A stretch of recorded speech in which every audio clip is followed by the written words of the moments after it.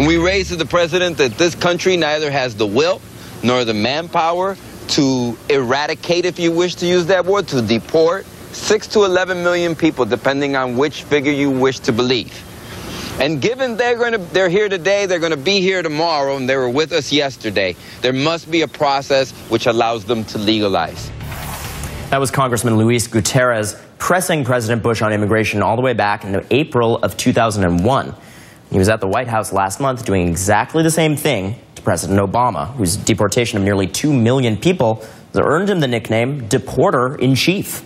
But is President Obama changing all of that? Just yesterday, the Department of Homeland Security proposed 2 brand new rule changes that would make about 100,000 immigrants eligible for work visas, high-skilled workers and their spouses. But do these efforts go far enough for activists calling on President Obama to make policies more humane? And where is our Congress on all of this? Congressman Luis Gutierrez joins us right now. Thank you, sir, for joining. What's your reaction to these new DHS proposals? I'm happy they did it. I think, look, there's 100,000 spouses, and in this case, mostly women, because the H-1B visa categories and the visitors are mostly men. That means now that their wives don't get stuck at home, they can go out and use their energy and their talents in our economy and work and make for a better, prosperous family. When a husband and a wife, in many households, it takes 2 in this economy to make it work. So I'm really happy they made. Now look, that's just an announcement, right? But isn't it interesting that immediately, Senator Grassley said it was a bad idea. And you know what the message is? It doesn't matter. Even when you do good things to promote our economy and to keep families strong, there's some Republicans who just don't want any immigration at all.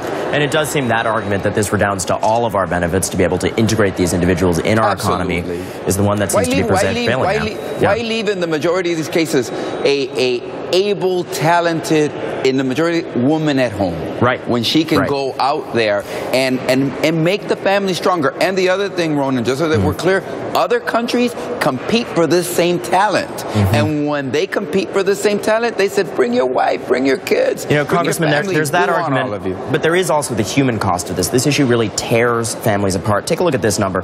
Between July 2010 and mid-October 2012, people with U.S.-born children were deported more than 200,000 times. And that's actually double the rate of a previous 10-year period. Why the increase? Well, look, the increase is very clear because the Obama administration has attempted, I believe, to demonstrate to the world that they're going to enforce the law. I believe it is also, it feeds upon itself because there is a voracious bureaucracy out there that all it knows is to hurt and to damn families, especially families of undocumented, because there is no real way to legalize your status, right? Because all of the old opportunities that used to exist for people to come to this country to legalize their status have been shut down by the Republican majority, and now we're trying to reopen that. But let me just say, let's talk about the obstacles that you mentioned from the Republican majority. Iowa Congressman Steve King is opposed to all of this. He actually just spoke out on granting legal status to undocumented immigrants who serve in the military. This was his quote. He said, "As soon as they raise their hand and say, 'I'm unlawfully present in the United States,' we're not going to take your oath into the military, but we're going to take your deposition, and we have a bus for you to Tijuana." How do you negotiate with that kind of an extreme sentiment? Here's how you negotiate. You negotiate with a Peter King from New York who said he's for comprehensive immigration reform, with 4 Republicans in my state that stood up yesterday. And here's the significant thing. Look, you want to know? I haven't been, and you probably share the sentiment, Ronan, with me. I haven't been as happy to see a Republican win their renomination to their party in South Carolina as I saw yesterday when Elmers won the nomination of the Republican Party. That doesn't mean I'm going to be for her in the general election, but I'm so excited that she won because the message is very, very clear. She stood up for comprehensive immigration reform.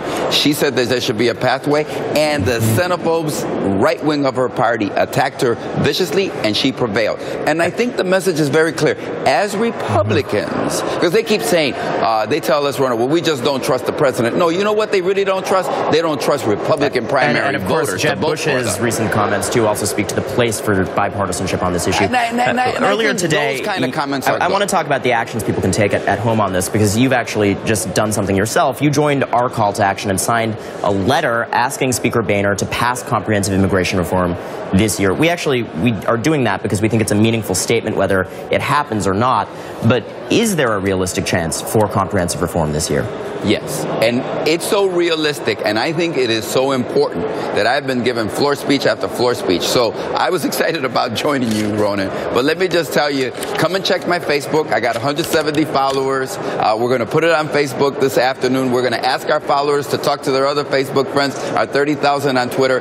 We're going to make sure that thousands and thousands of people, not just because this isn't about you've reached me. It's now my responsibility to reach others so that we work together and expanding and demonstrating we're the will of the American people. So I'm happy to do it. We're going to get you thousands of others to do it because my Facebook followers are just the greatest when it comes to immigration reform. Love hearing that, Congressman. I have to say, look, I met with the president last month, right? We sat down in the Oval Office, and here's something, and you started with this, Ronan, and I think it's important. The president kept saying, oh, I'm not a dictator. You know, I can't unilaterally do this. Congress has to act. I can only act. And you know what he said? But he didn't say that when we met with him 3-4 weeks ago. He said, Luis, I'm instructing Secretary Johnson, the same Secretary Johnson that was the legal architect of eliminating Don't Ask, Don't Tell in the Pentagon, right?